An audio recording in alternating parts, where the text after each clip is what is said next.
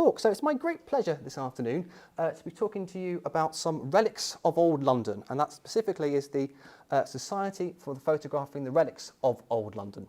This is part of our Victorian season, I suppose you might say, which ties into our exhibition, to get this right, Lost Victorian City, a London Disappeared, which is currently in our main exhibition space on site here in Farringdon, just outside the City of London. It opened in May of this year and it will be running till February. And you might have, if you've been here in person, you will have seen a selection of the images that we're about to see, a selection of images from the collection that we're about to see on display. And actually these are the images, and I'll turn the slide over. And these are the images that in some way were the inspiration for the exhibition. They are a set of around, well, I say around, exactly 120 images that show a London that was disappearing or thought to be disappearing from those high Victorians, as they're sometimes known, the Victorians of the end of the 19th century. A collection of 120 images from 1875 to 1886, and they were designed to capture for posterity, really, buildings that a small band of people thought were of special kind of architectural or antiquarian value, and they figured were soon to be disappeared as part of that wave of progress, or as they would have seen it, and that wave of reshaping that happened, that swept through London in the 19th century and beyond. And it's this idea of a London that was familiar to people then, but in some way alien or greatly changed to us now, that inspired the more general theme of the exhibition. So it's a nice chance to delve into these images in a bit more detail, seeing them blown up on the big big screen there.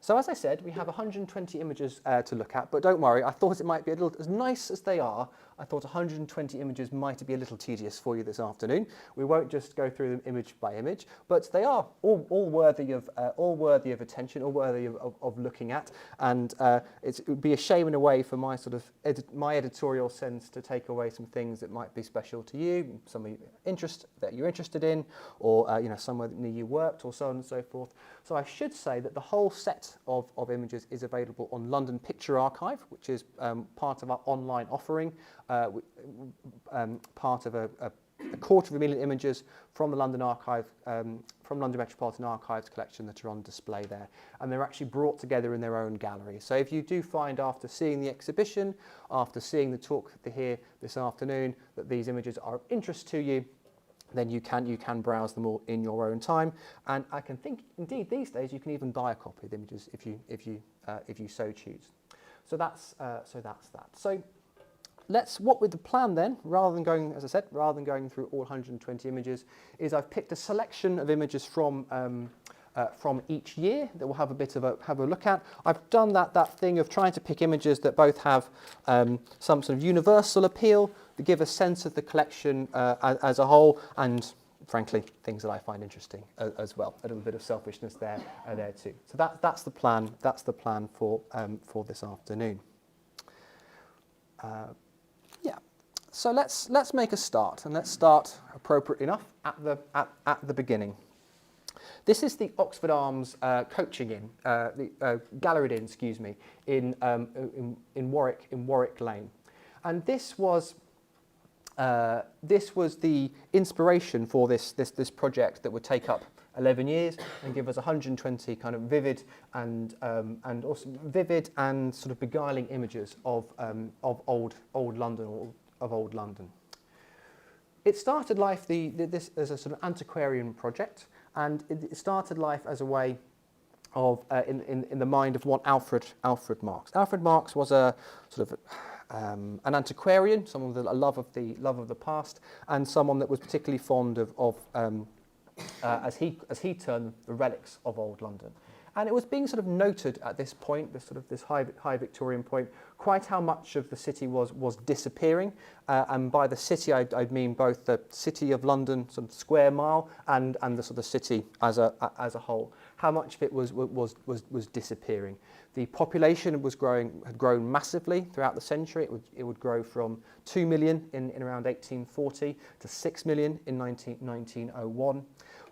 Much of that growth was organic, as it's sometimes called, unplanned, chaotic. You could even say, and what we see really by the sort of the second half and sort of second 2/3 of the 19th century is almost London as a whole. If you'll forgive me, sort of anthropomorphizing it, sort of taking stock and trying to rebuild, to give more space to projects as necessary, to sort of tidy up some of the mess and the chaos. So that's certainly how kind of the planners and the powers that be would have seen it, to do away with things that were obsolete, to give more room for kind of civil administration and put in infrastructure. And the Oxford Arms were going to be a casualty of that. So the Old Bailey courtroom was going to be expanded, and as part of that expansion, the Oxford Arms would be demolished. And this, as I say, was the catalyst for the Society for Photographing the Relics of Old London, because Alfred Marks didn't want it. I think it's fair to say he didn't want it to go, but if he did want it to go, he wanted there to be a record of it. And not just for the sake of the Oxford Arms, because there was a sense that with the Oxford Arms going, a whole sort of long and sort of romantic chapter of London history would be going with it. Because the Oxford Arms was what's called a galleried inn, or a galleried coaching inn. The best surviving example, and I'm actually going to go out and say the only surviving example, is the George in Southwark, if anyone knows knows that. And these basically represent the an obsolete form. I say coaching in, so they're tied with the coaching trade, they're tied with coaching long distance travel, and also the carrying trade. So that's not just travel with people, but travel with goods as well. And these tended to be on the edges of the city, sort of now defined as the square mile, and more broadly defined as in almost the boundaries, which is why there are a lot of them in Southwark, and hence why the George survived. You tended to get hospitality on the edges of the city for a couple of reasons. One, purely practicalities. It sort of makes sense to kind of get to the edge and stop. Also, you could generally get away with a little bit more on the outskirts. That the city was quite strict with some of the things that you could get away with, or it sort of sought to be strict anyway. There was more license for kind of revelry and what we might call vice. I don't mean that quite so judgmentally. Kind of revelry and vice on the outskirts than they were in the centre. That's hence Southwark's reputation.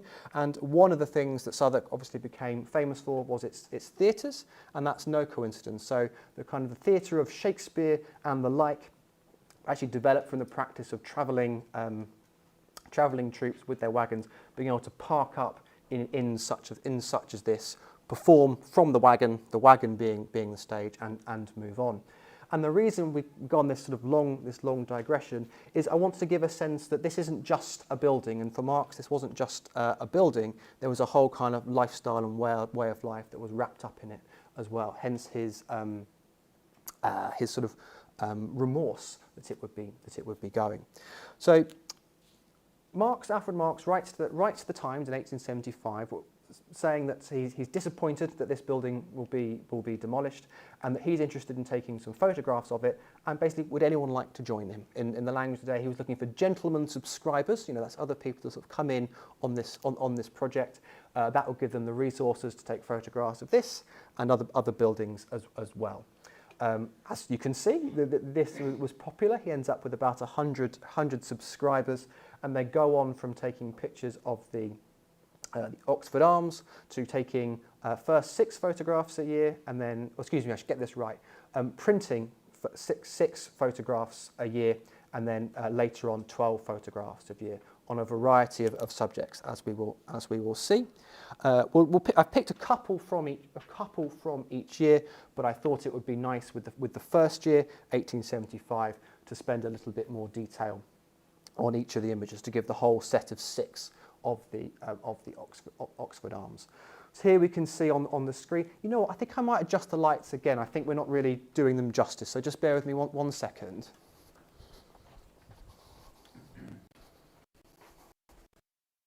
I think if I turn, yes, much better, isn't it? Yes, good. Get there in the end. Right, there we go. Yes, it was all part of my plan. I wanted to do a big reveal when we came to look at images in more detail. So this is images number 1 and 2 of the Oxford Arms. On the left-hand side, as you look at it, this is the entrance from Warwick Lane.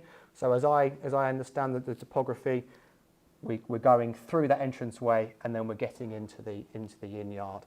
And with both of these images, I think we can both see grandeur, but a faded grandeur at that. We can see how this is a once grand building, but that is no longer as grand as it used to be.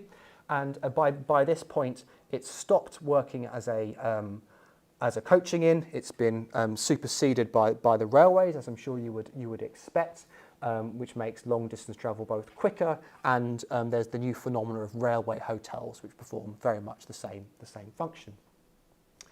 So it's used as storage and actually residence as well at this point. So there are people on sort of short-term, sort of precarious lets, if we were to use our kind of modern language of it.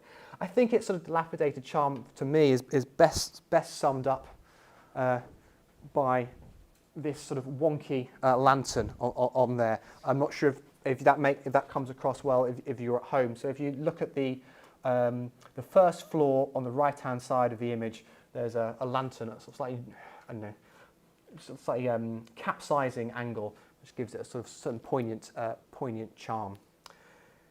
We do see some people in these images, but we get the sense that throughout this project, Alfred Marks and his photographers, who we'll talk about in a little bit as well, aren't really interested in people. They're interested in the buildings. The people that we see, we can suspect are either there sort of accidentally, or maybe in this case to give scale. There is a lot of sort of documentary that you see in this period of Victorian history, kind of documenting what people look like. Street Life London is one that comes straight to mind. But really, this is a project about the buildings, and we get that sense if we move the slide along from images 3 and 4. So number 3 is the entrance of the inn looking towards Warwick Lane. So as I understand it, we're now standing in that same courtyard that we were just in, rather than looking in through that archway. We're now looking out. You can see a few blurred figures, but again, they're not the detail. We do further see in this image on the left-hand side evidence of the new use of the building, evidence of it sort of sneaking in whilst you still can. Notice the broken windows, and then notice the laundry drying on the top left-hand side there, so we can see it being used domestically there. And then on the right-hand side, image number 4, upper gallery on the east side, seen lengthwise. These captions, I should say, I've either lifted them entirely from the description that include the photographs, or sometimes, because there's that typical sort of verbose Victorian style, I've kind of compressed them a little bit. But those are the captions that were given by Marks. And I think the image on the right-hand side gives a sense of what the society is interested in. They're interested in that kind of the grand setting as well, but they're also interested in the detail, in these details, and they're very well composed photographs as well. I don't have as much vocabulary to describe photographic composition as I would like, but you do get that sense that kind of care and attention has been given to the composition. And this is actually quite a nice contrast to some of the other images that we have of not quite this period, a little bit later, that have come to us through the London County Council collection, and then much later the Greater London County Council collection, where they are some of them are kind of artistically taken photographs, but some of them very much you can see kind of a jobbing photographer has been sent to go and take a photograph of that building. Does it, moves on, does it, moves on. So there is an element of artistry in these photographs that I certainly very much appreciate. And then we have the final two from this first year, 1875, images number 5 and number 6. On the left-hand side, we have one of the staircases on an enlarged scale, and on the right, we have a general view of the galleries from the windows of the Old Bailey. And just to remind you, the Old Bailey was going to be expanded at this point, and that was the reason that there was the catalyst for the demolition of the Oxford Arms. In the sort of the longer caption that's included in the notes with the photograph, he personally thanks I think it's the sheriff and alderman for letting the photographer in the building to take this image. So he's actually found this new vantage point. And I'd also like to draw your attention to St. Paul's Cathedral there in the background. One of the things that I really like about these images, and we'll see it as a bit of a recurring theme, is it gives you a sense of a city built on a different scale, and it gives you a bit of a sense of the city built on the scale that Christopher Wren planned for and that Christopher Wren built for. Because what we will see here, what we'll see in a few other images as well, is these monumental buildings, St. Paul, the most famous of all, but also Wren's smaller church as well, dominating the skyline. I mean, you don't want to be too sort of nostalgic about things, but sometimes as I'm walking home down Farringdon Lane, or walking to the station to get the train to drive home home, and you see St. Paul sort of slightly dwarfed now by the newer buildings. One doesn't want to be sort of reactionary about new buildings, but I do sometimes think it's a shame. I do sometimes think that it's been slightly swamped. So it's, for me, very nice to see it, something that you can look up to rather than sort of slightly looked down on. And I should say as well, and this is really just because I like the pun, the Victorians were very fond of Christopher Wren. He was an architect they sought to emulate. The late Victorian, early Edwardian period is sometimes described as the Renaissance, with a little W there. And the Old Bailey, the dome of the Old Bailey courtyard, is obviously a direct reference to that of St. Paul's Cathedral. So now we're in the next year. We're in 1876. So Alfred Marks has got his subscribers. And there is some sort of popularity of his project, so he expands it. At this point, we're still on 6 images a year. I think I'm correct in saying, but I don't want to mislead you, so I'm just going to have my reference book in front of me, because yes, we're still at 6 images a year at this point. So Alfred Marks, I should say, wasn't a photographer. He was an antiquarian. He did the research. He had a sense of what he wanted to be recorded, but he worked with photographers and printers. So the early series of images were the jargon that they used at the time is the negatives were taken by Alfred and John Ball, who were a father and son photographic team, and then the prints were produced by Henry Dixon. And in choosing their medium, they chose carefully. Remember that photography is a new medium at this point. It's a 19th century invention, and they thought this was the best medium to capture these disappearing buildings. They had a choice, obviously, between etching, watercolours, other things as well. And for them, the degree of objectivity, the degree of realism, of verisimilitude that photography gives, made it their medium of choice. This is an interesting time in the history of photography as well, and I do find it a little bewildering, because what we are seeing here is photography isn't one thing. It's one thing in the sense of you point a camera at something, you get an image that you can then reprint, but it's not one thing in terms of the process. It's not one thing in the way you turn that box that you point to something into a reproducible image. And there are various processes that are used, and the chemistry is slightly beyond me. I'm not going to lie to you. But what we have here is examples of a carbon print process, and this was deliberately chosen because the prints themselves last a very long time. They were built with posterity in mind. So do you need a seat, sir? There's one here, or I can just put one out for you. Let me get you a seat, sir.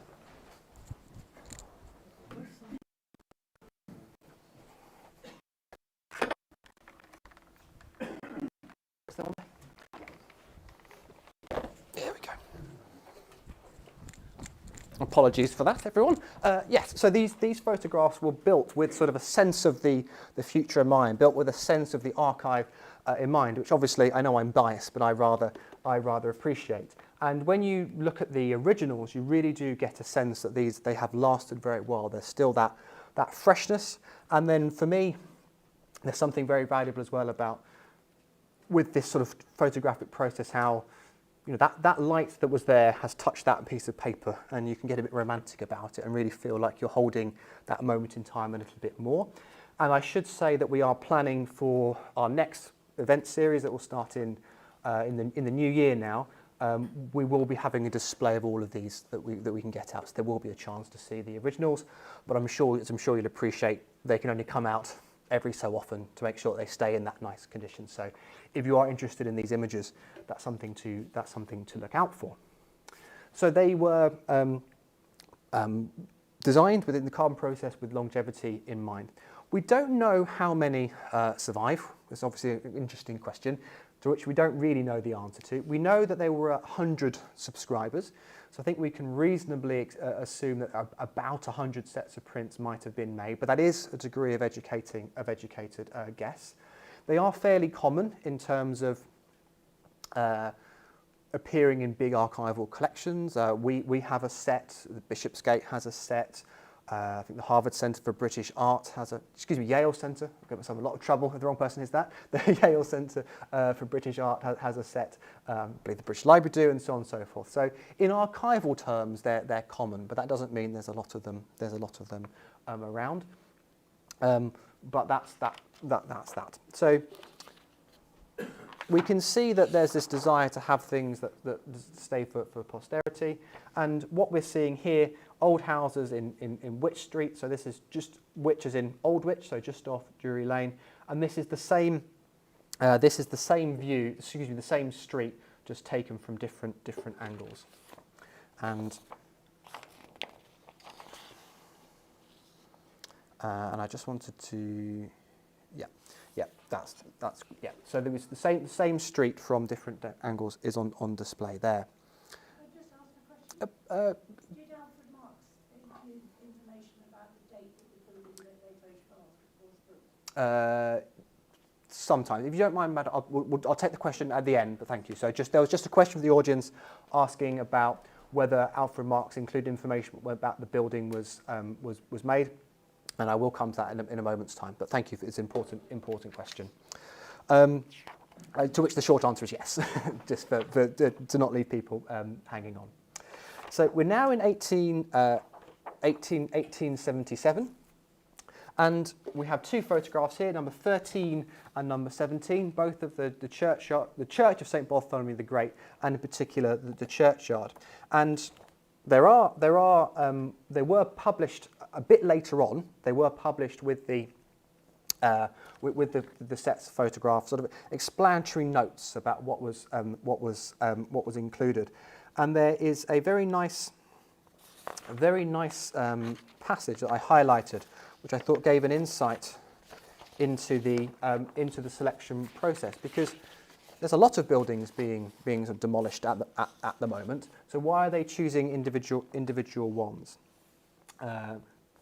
So Marx writes, the object of present is not to give a record of the church itself. The noble work of the interior, its massive Norman arches, grand proportions and magnificent tombs, could far be better rendered by the art of the etcher. Our aim, and we may in future numbers return to the subject, by no means exhausted in this set, has rather been to show the picturesque manner in which ecclesiastical and civil buildings, as it were, dovetail together in the quaintness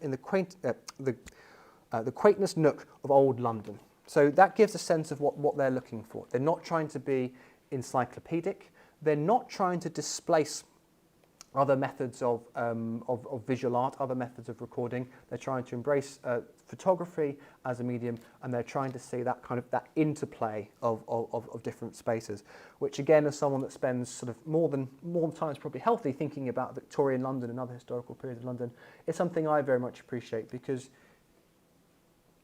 renderings of buildings, rendering of objects survive, but sometimes you don't get that sense of the streetscape, that sense of the interplay, which is something that they do there.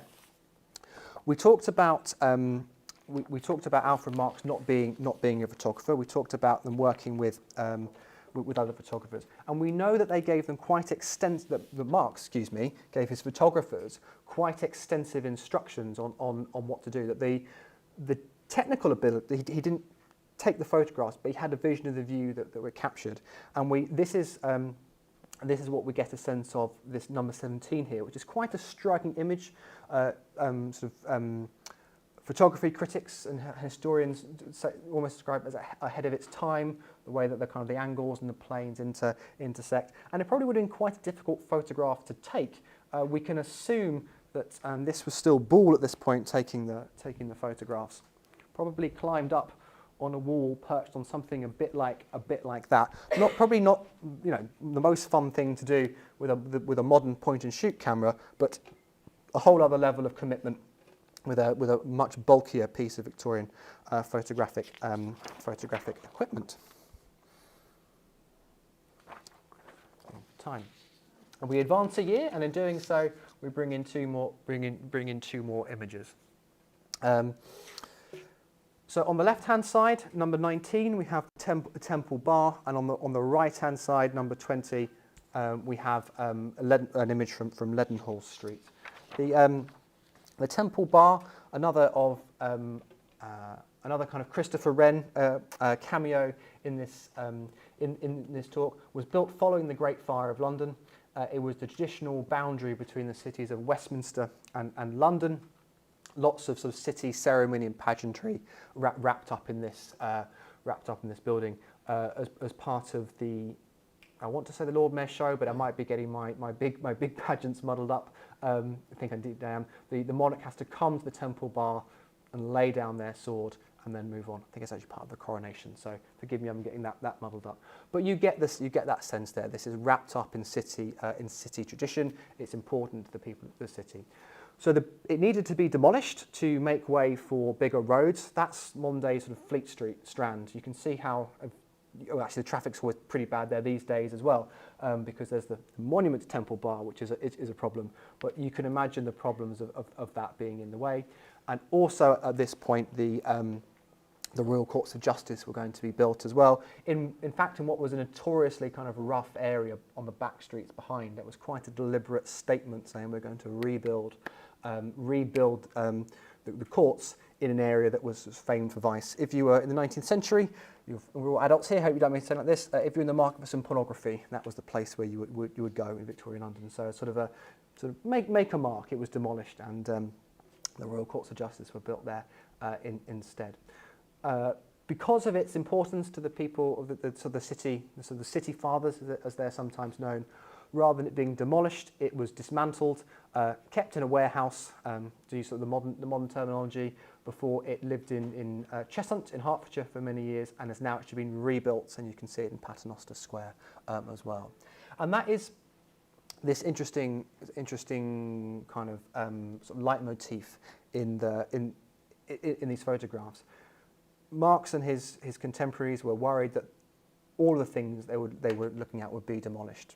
Of 120 images, about half still survived. So plenty that was lost, but plenty survived as well. And indeed, even of that number that were destroyed, actually a portion of them were with the Blitz rather than sort of Victorian developers. And the image on the right-hand side is of Leadenhall Street and the Gateway. And again, this is to just give a sense of the variety of the images that are included in this collection. Not just buildings, not just doorways, but interesting architectural features as well. And then to your point, what we also get in the sense in the accompanying notes, which come in about this time, we have accompanying notes. If I actually go back, no, I won't go back, it'll mess things up. If you remember that first image that we opened with that archive box, on the left-hand side we had some printed paper, on the right-hand side we had the image itself.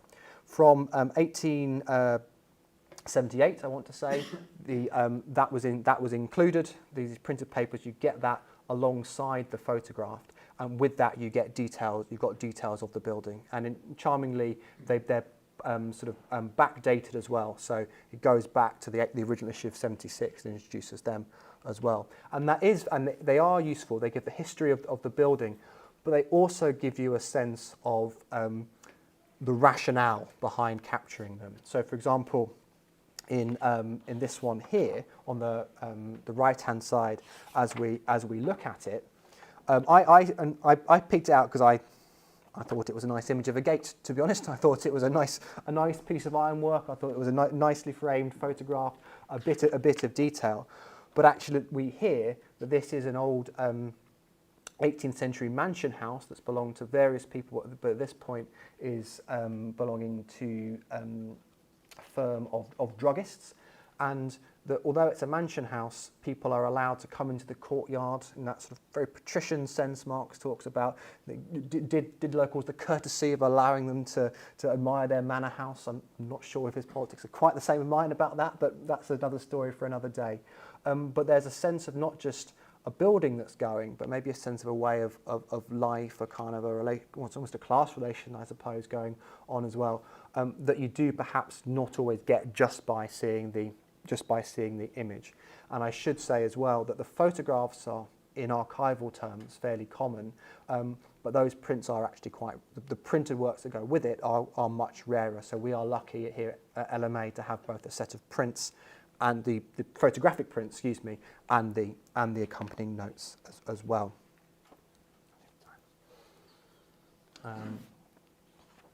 So we mentioned, didn't we, that of 120 images that were produced, about half the buildings survived, and there's a rough pattern to that. Effectively, the buildings that were associated with the church and the legal professions tended to survive. Buildings that were houses, inns, shops, and tended to be demolished. I think it's probably there, obviously, to do with the use and the kind of institution and the prestige of the buildings that's part of it. And we can see here 28 and 30, Barnard's Inn courtyard on the left and houses in Aldergate Street on the right. So I believe I'm correct in saying the inn survives and the houses don't on this occasion. Another example of things that survived and were very nicely shot as well is we are now in, I've slightly lost what year we're in. I want to say that we're in maybe 1880, but I'm prepared to be correct on that. I'll find the right mark. We're now with Charterhouse. This was picked again because I like the images, particularly the image on the right-hand side of the cloisters there. I also decided to include this one because it's fairly local. So Charterhouse is near where we are here in Farringdon in Charterhouse Square. Charterhouse is a corruption. It was a monastery pre the dissolution of monasteries in the 16th century. It remains today a sort of an almshouse, a sort of private charitable almshouse. The term Charterhouse is a corruption of the Carthusians, the monks that would reside there. A lot of history on that site, a lot of political intrigue in the Tudor period as well. So we have the cloisters there. I have no doubt people would pace up and down there, partly in spiritual contemplation, probably partly in contemplation of sort of far more earthly desires as well in the various sort of incarnations and uses of the Charterhouse. And now we're back in Southwark. We're back in Southwark with two more inns. And by this point, we have a change of photographers. So by this point, the photographer is Henry Dixon. So Henry Dixon, and it was the initial printer of the images, but not the photographer. By this point, it's Dixon that is both photographing and producing the images, and probably not. You wouldn't have had to resort to this for these two particular images, but we do get a rather nice insight into his method and the challenges probably of Victorian photography. In that, though, we hear that one of the ways he would photograph a busy street scene was by working from a covered wagon. So he'd have his camera set up in the back of a covered wagon, get it to where he wanted to be, and then he would pretend that something had gone wrong. And if it was a car, he'd pretend to have broken down. I'm not quite sure what you say when a cart stops working, but basically he would take one of the wheels off the cart, so it would look like it wasn't working. One of his helpers would sort of do a big pantomime of trying to get the wheel back on and fixing thing. Also, the while he's under the covered wagon, literally working undercover with his with his camera equipment. And the challenge there, of course, was with the long exposure time, so the amount of time you have to have the camera sort of still and in one place and opening. You can't sort of snap or shoot, as we say today. It was a very different setup indeed. As we draw to the end, I wanted to include a few more images. A nice interior shot. I think this is the first interior image that we have. I'm a bit of a sucker for a nicely framed wooden stairway. So there's one on the right hand side that's in part of Ashburnham House today, part of Westminster School. And I also again going back to that earlier theme of a sense of a city on a different scale, on a different kind of vertical scale. I really like the way that you can just see Westminster Abbey in the background there, the kind of the medieval facade of, let me get this right, that's the west door, isn't it? The west door of the Abbey, and the rose window just sort of peeking over the top there. Again, that different sense of scale, and this sense really nicely captured in this series of photographs of a transition there's a move into modernity on a different scale, but those kind of vestiges of the kind of the medieval and the old London are kind of there as well. I think very nicely captured in this image. And on that same theme, particularly we have Lambeth Palace on the left-hand side and the Golden Axe in St Mary Axe on the right-hand side. The Lambeth Palace, obviously Lambeth Palace is still with us today.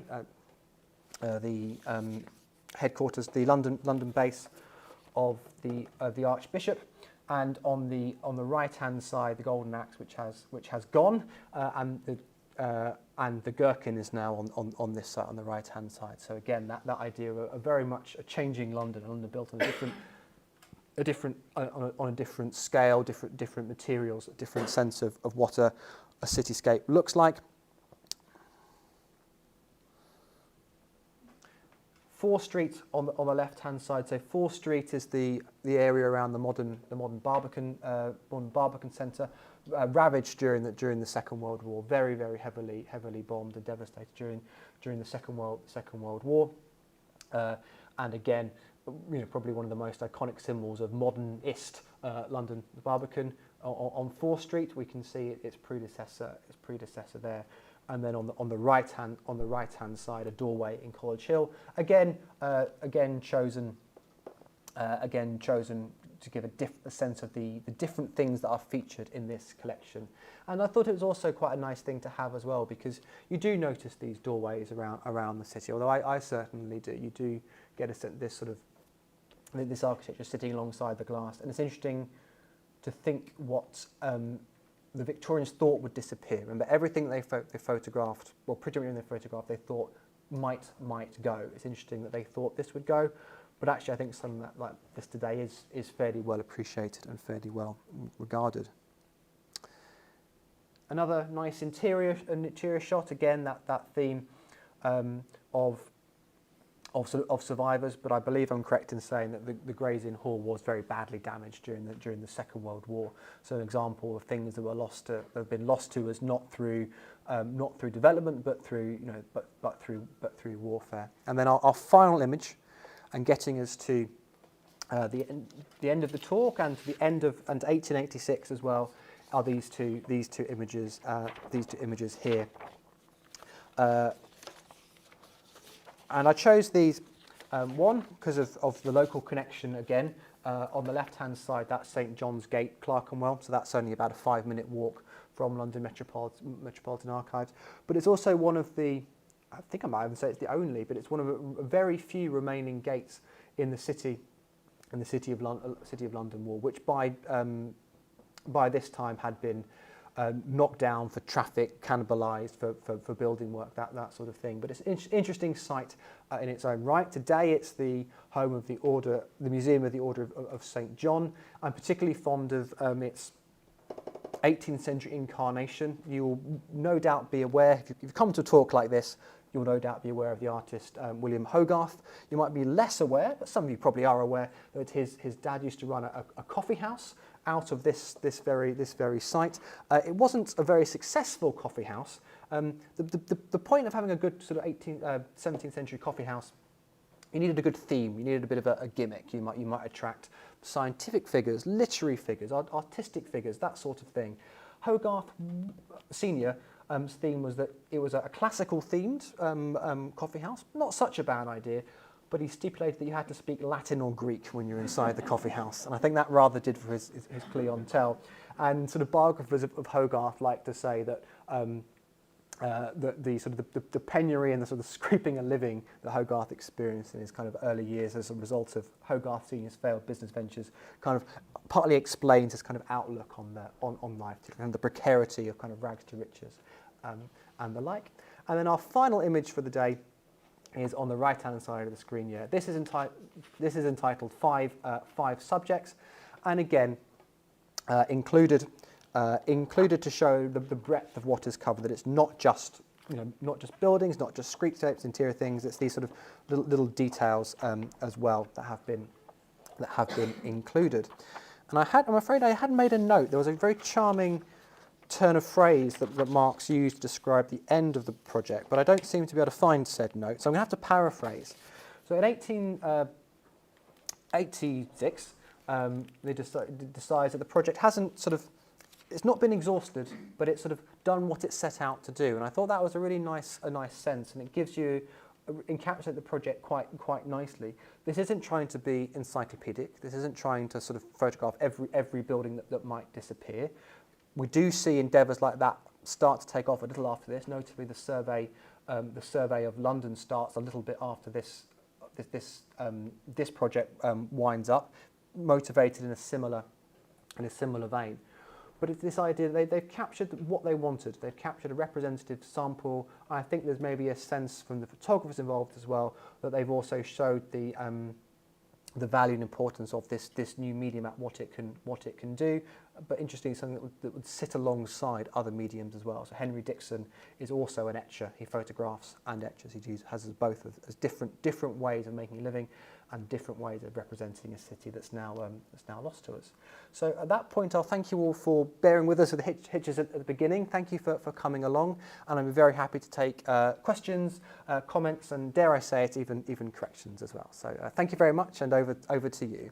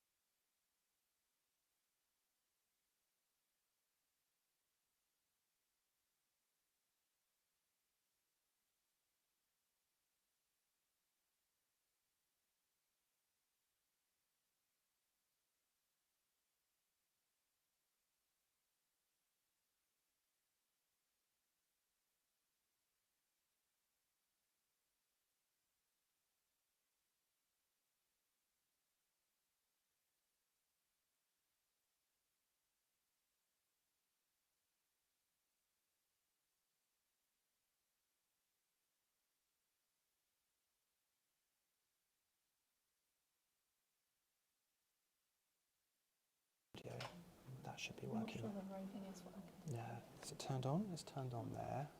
Yeah, speaking. Testing. On there. Is this guy turned off? On there? That would do it. wouldn't it? Yeah. That would. I think the battery's died. Also. If we just grab a cable, what we'll do is I will start doing two things at once. So give me one more minute. We're just going to get the roving mic working. And if it doesn't work, we'll just do it the old-fashioned way and I'll repeat the questions.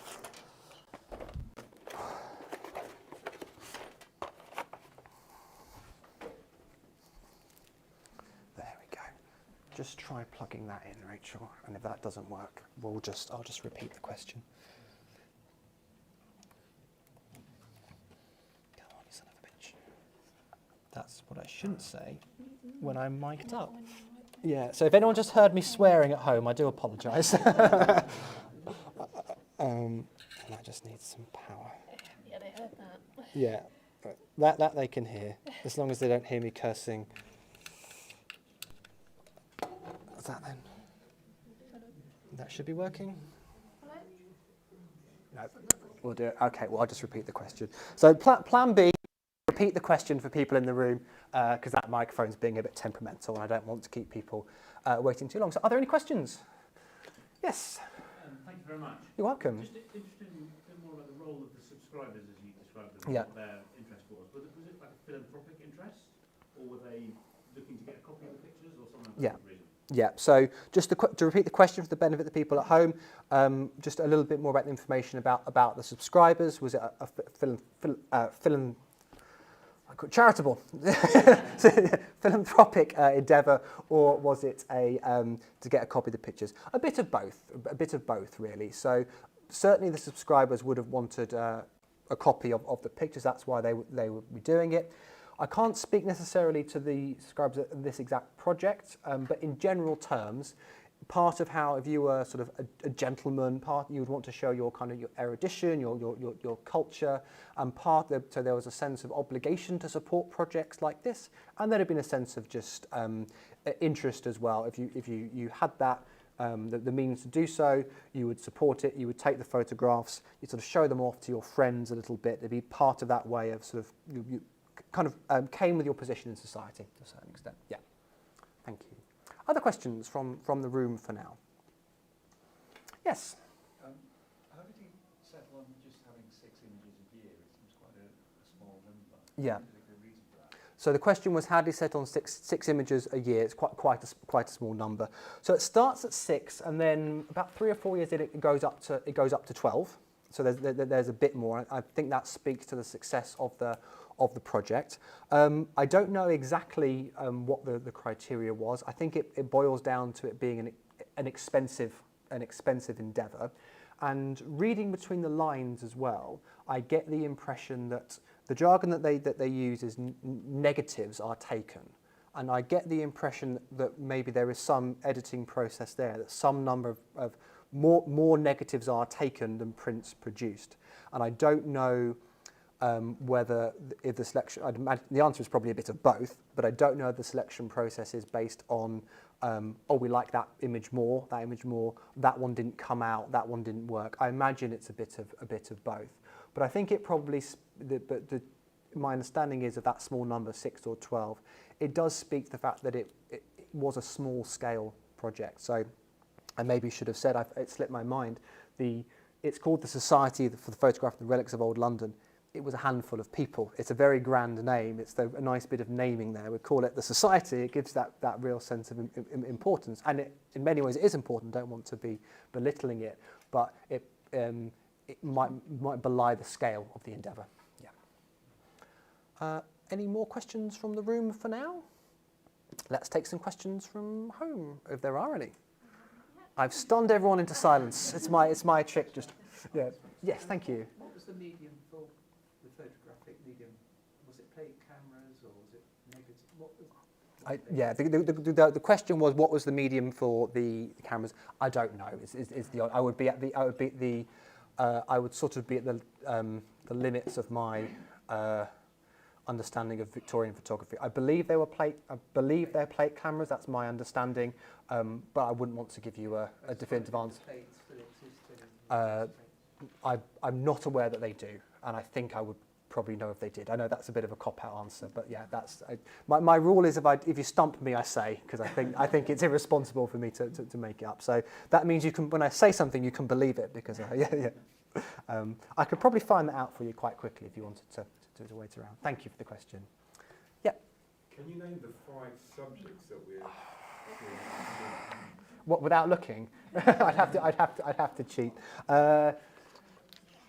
Yeah, I can do the top right. Let's do it as a team. How's that? The question for people at home. The question was, can I name the the five subject. The top is the Boy of Pie Corner. I know that much. That's seen to be the boundary of where in Smithfields, seen to be the the folkloric idea of where the Great Fire of London started. So that's just started off. People at home are welcome to join in as well. So we're trying to do the five subjects on the wall. We've started Boy of Pie Corner. Anybody else? I saw a hand up, but maybe I was because I did the easy one first. I'm no fool. Yes. I think the one on the bottom right corner is Gog and Magog. Oh, Fleet Street, is that right? yes. Fleet Street? Yeah. So the question, there's It's yes. not in Ivy like that. Right. Yeah, right. The guess is Gog and Magog. I think it's definitely Gog and Magog, which are the ceremonial giants that guard the City of London, but I don't think it's Fleet Street. And the reason I know that is I spent a whole summer working on the open-top tour buses, and I went past Fleet Street a lot on that summer. I was like, I don't, it's not that. I think it's, maybe you'll go. Bottom left, What? I think, is the London Stone. Ah, yes. So bottom left, London Stone. And I think I heard someone say that they think maybe it's Gog and Magog at St Dunstan's. I think. Very good. So for the benefit of people at home, it's the clock of St Dunstan's that Dickens described so eloquently. Thank you. Very good spot. So we're getting something. We've got two more to go. Two more to go. Okay. I can find the answer. I've got it written down. If people want. We've got to know now. We've got to know. If you give me 2 secs, what I can do. Actually, what I'll do, if I will. No, I won't, because you won't be able to see it at home. What I will do, Okay, I will. top left. Oh, top left. I think that might be in Southwark because that's where the bear baiting. Okay, so the guess is top left is Southwark, a rather grim reminder of the bear baiting, and I have a photograph of Alfred Marx's notes here. If you bear with me, I will find that, and that will give us the answer. But I just need to find the correct one. Wait, it might just be in my book here. No, my book here simply says 5 subjects. That's not hugely helpful. Graham Bush, you've done a lot to support me in this talk, but you've let me down at the last. Okay, let's see if I can find it. Are there any other questions whilst I'm doing that?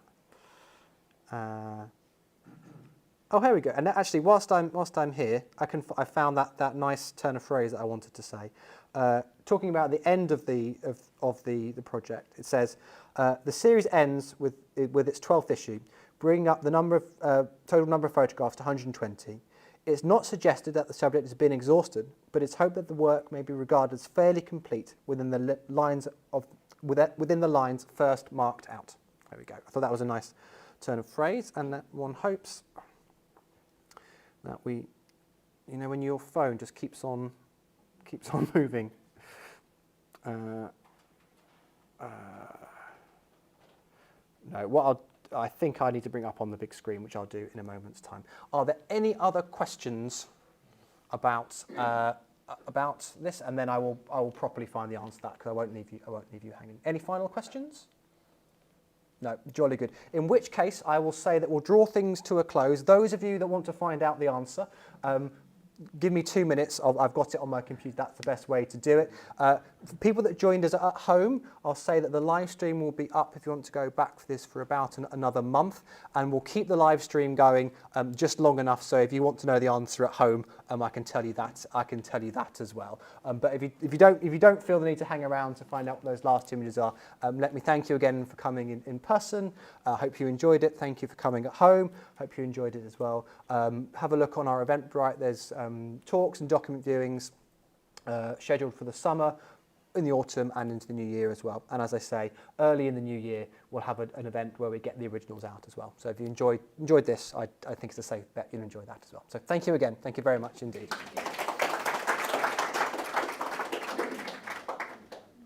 And I will just find the... so it is...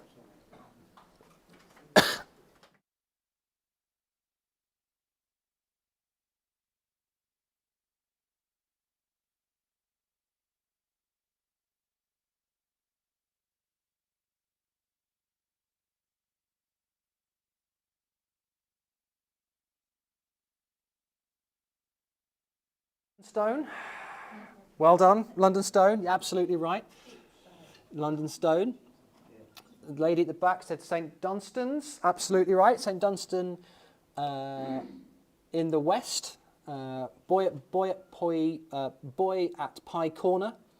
The hourglass in St Albans Wood Street is a rare, almost unique example, and then it's cut off, is a rare, almost unique example of an hourglass introduced in Puritan days to regulate the length of the sermon. I've never heard that before, so there we go. That's wonderful. And so we just need the Bear, which we thought was in Southwark. I think it's on Bear Street. There used to be a theatre. Yes, that's right. Yeah, there used to be a theatre. Yeah. I think it was above that, wasn't it? Yeah. So my ask an audience for the benefit of people at home is saying that they think the Bear is above the Bear Theatre. In Bear Street, where there used to be a theatre. Let's see if I can find the answer.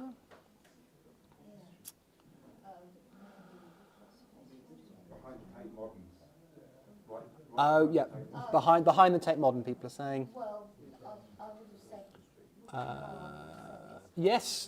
The chain bear with monogram and the date 1670 is built into the front of a modern house, in Marx's time. Number 6, Lower Thames Street, the owner of which deserves thanks for preserving this interesting relic. And that's everything, isn't it? London Stone, Hourglass, Bear, Boy of Pye Corner, St Dunstan in the west. If ever I'm on archive themed Who Wants to Be a Millionaire, I have my phone a friend and ask an audience all lined up. Thank you very much indeed. Thank you for joining us at home. We'll end the live stream there as well. And thank you very much, Rachel.